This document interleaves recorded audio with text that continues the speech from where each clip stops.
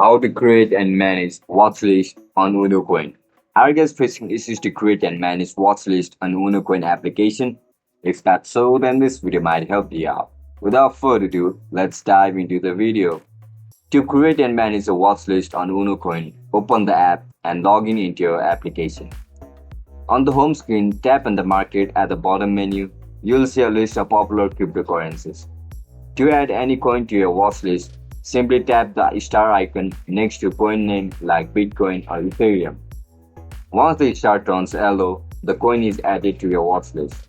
To view or manage your watchlist, tap on the watchlist tab on the top menu of the market section. You will see all the coins you have marked.